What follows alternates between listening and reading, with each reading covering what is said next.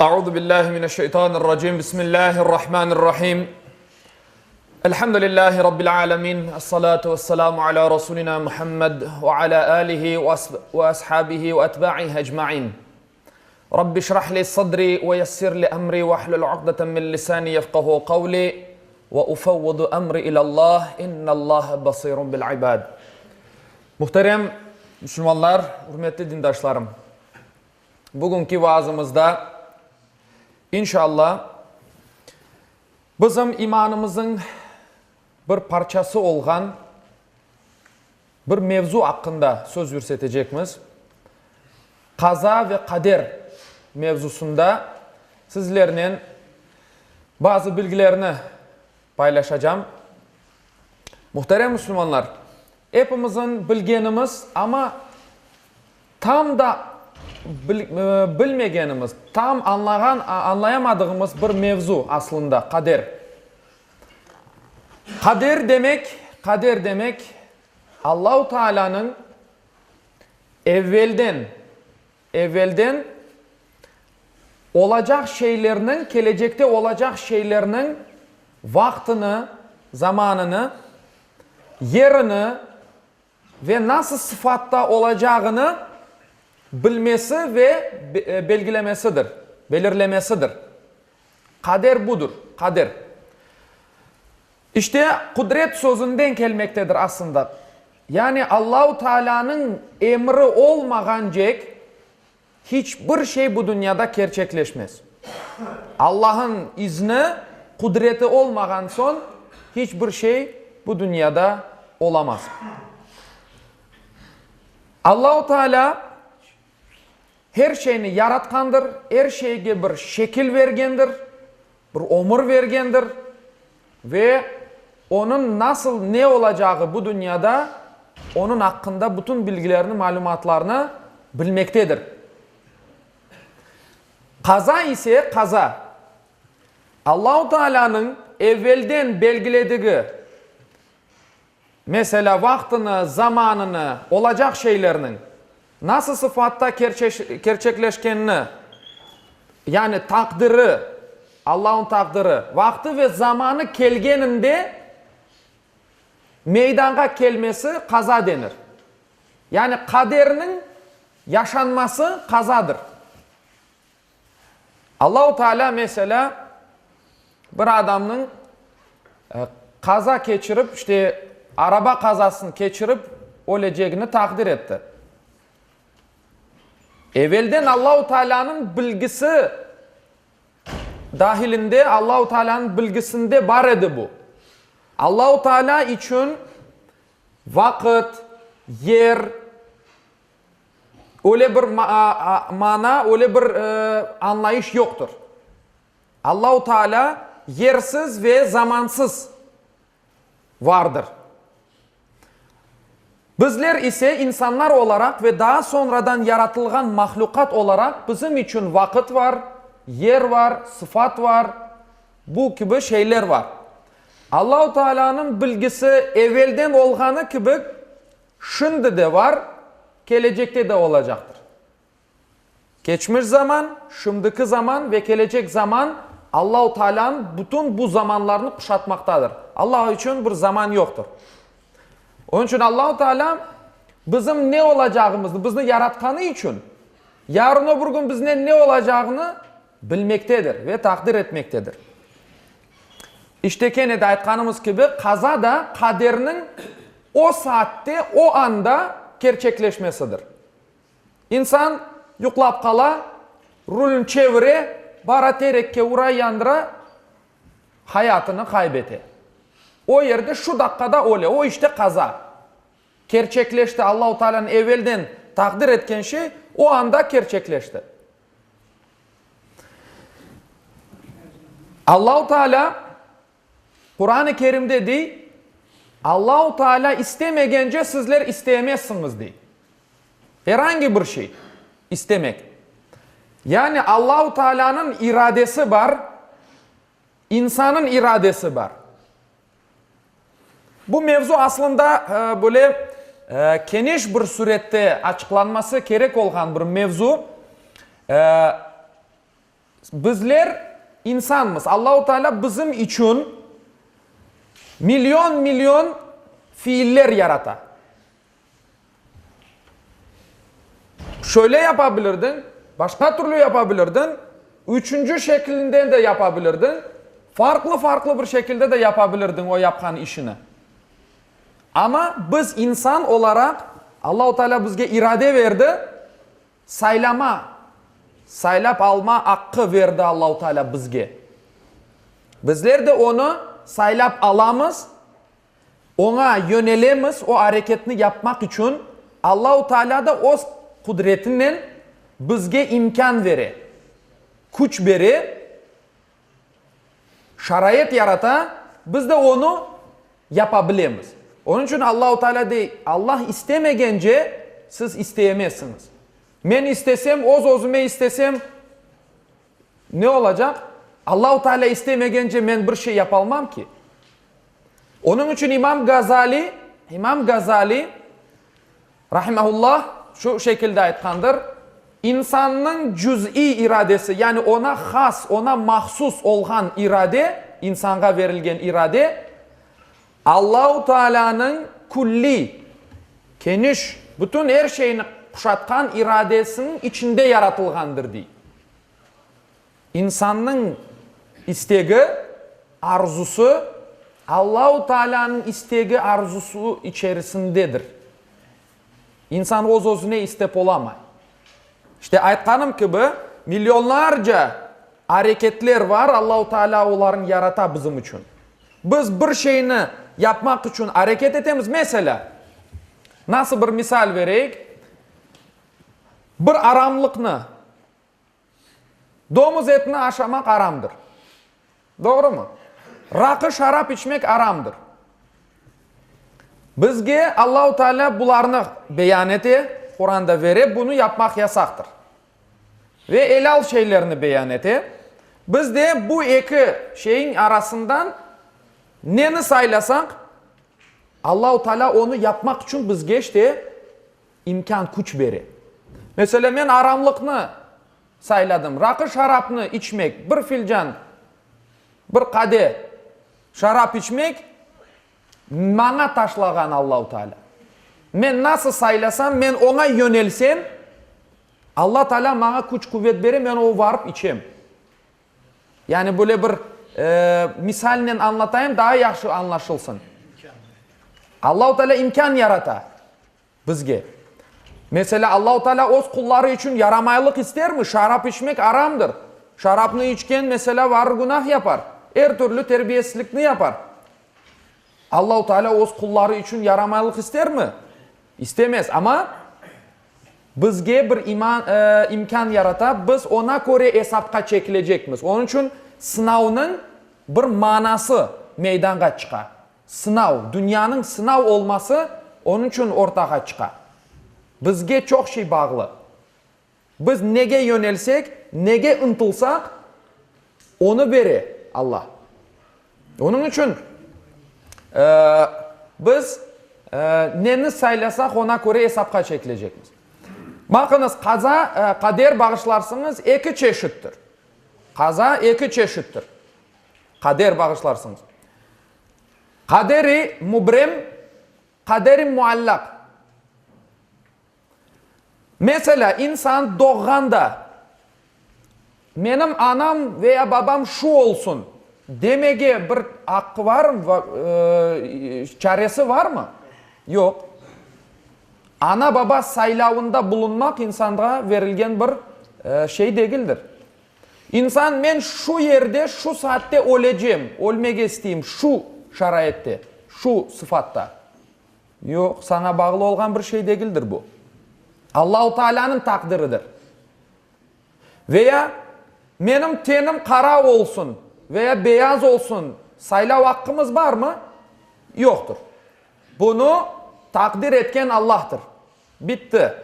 Senin onun üzerinde herhangi bir değişiklik, herhangi bir değiştirme hakkın yoktur. Yapamazsın.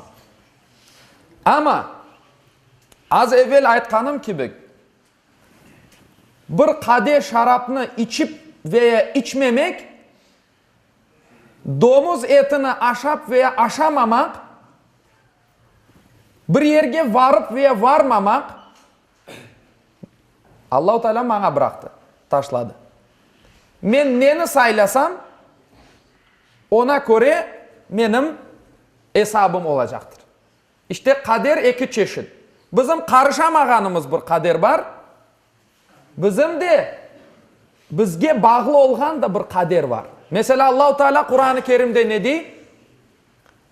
İnna Allah la yugayyiru ma bi kavmin hatta yugayyiru ma bi enfusihim. Allah-u Teala insanlar özünü değiştirmegencek onların değiştirmez diye. Onların vaziyetini değiştirmez diye Allah. İnsanlar özünü değiştirmese Allah-u Teala onların değiştirmez. Allah-u Teala'nın aytkan sözüdür. Bu ne managa kele bu?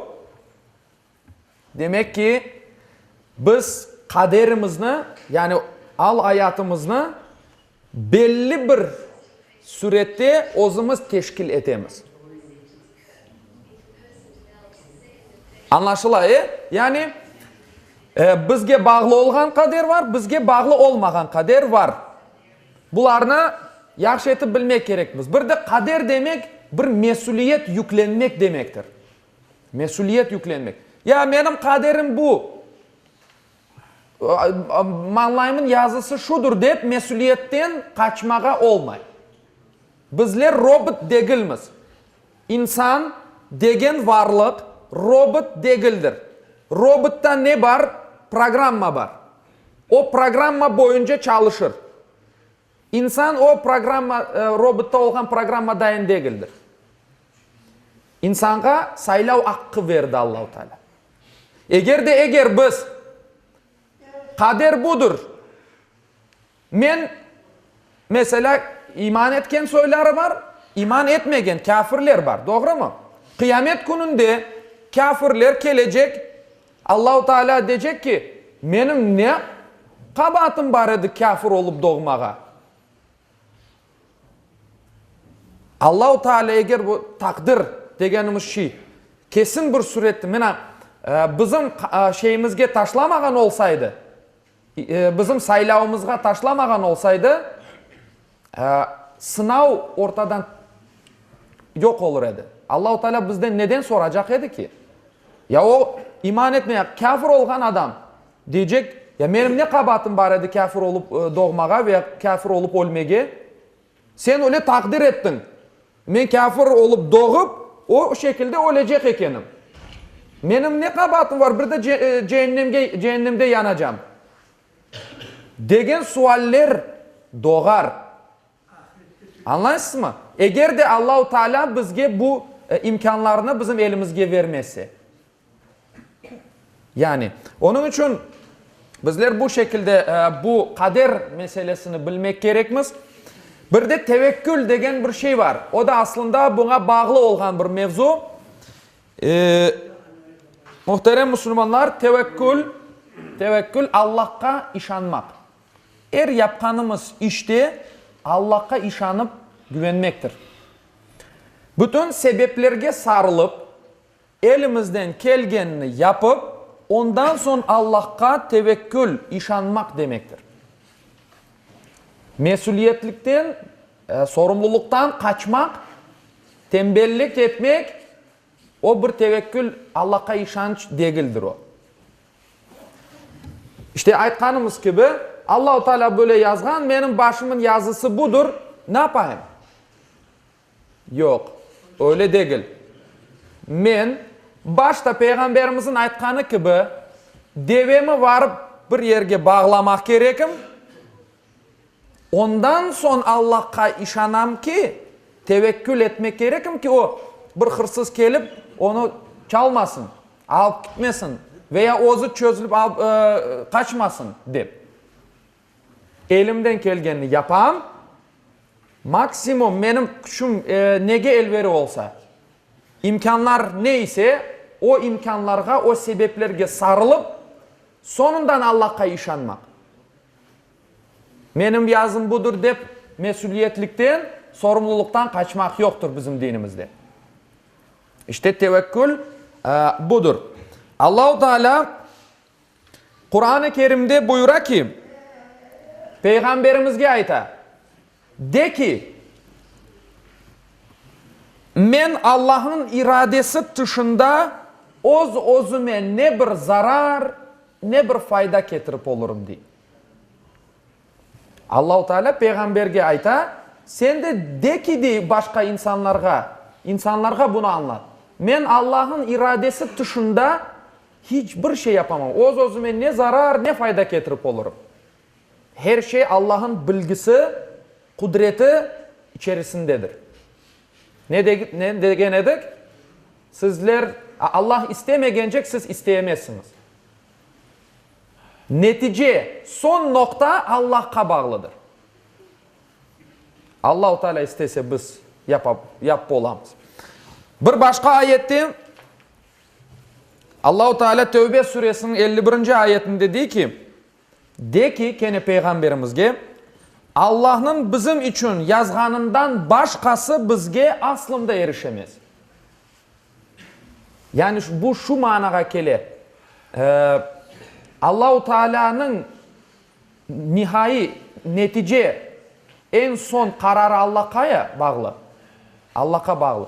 Allah-u Teala istegenin dışında sen bir şey yapamazsın. Allah'ın yazganını dışında hiçbir şey gerçekleşemez. Yani belki de birden bu kader meselesi anlaşılmayabilir. Kıyın bir mevzu aslında. Ama Allah-u Teala bizlerge bizim anlamayacağımız veya anlaşılmayacak bir şeyini yollamaz. Bu her şey bizim anlayacağımız bilgimiz içerisindedir, çerçevesindedir. Bizler şunu bilmek gerekmiz. Allah-u Teala bakın Kur'an-ı Kerim'de Vakıa suresinin 60. ayetinde değil, ölümünü aranızda biz tayin ettik. Öbür taraftan değil, Allah insanların vaziyetini değiştirmez, onlar öz vaziyetini değiştirmeyecek. Başka ayette de değil, sizin aranızdaki ölümünü biz tayin ettik. Bir kaderge sen karışıp olasın. Ama başka öbür kaderge sen karışamaysın. Mesela bizim amanlığımız, o ana toprağımızda yaşayımız bu yerde, doğru mu? Halkımızın başına gelmegen bela kalmagandır. Afsus ki böyle. Tarihimizni bir açıp bakmak gerek. Yani elbette ki insanların ruh halına bağlı bu şeyler. Bizler farklı bir şekilde hareket edebilirdik zamanında. Bazı yerler kele bizge bağlı olan bir şey değil. Güçlü olmak, zayıf olmak bizim irademizdedir. Bizge bağlıdır. Okumak, öğrenmek, bilmek ve ona göre doğrunu saylamak ve güzel bir şekilde inkişaf edip öz vatanında yaşamak bizim elimizdedir. Biz özümüzü değiştirmek gerekmez ki Allah-u Teala bizni değiştirsin. İşte o kader, ikinci kısım kader degenimiz şey, işte bundan ibarettir. Öz amanlığımızı, öz yurtumuzdaki vaziyetini bizler değiştirmek gerekmiz başta bir. Özümüzü değiştirmekle. Allah-u Teala'nın yardımı illa gelir bizge. Ondan hiç kimsenin şüphesi olmasın. İşte Allah-u Teala cümlemizge Allah-u Teala'nın emirlerine ve yollaganlarına sadık bir şekilde inangan, Allah'tan bir kelgenine inangan, Allah'a sonsuz bir şekilde tevekkül etken ve elinden kelgeni kadar bütün sebeplerge sarılıp özünü, korantasını, etrafında yaşagan insanlarını değiştirmek için, vaziyetini yaxşılaştırmak için elinden kelgenini yapkan kullarından cümlemizne eylesin inşallah. Ve ahiru da'vana enilhamdülillahi rabbil alemin.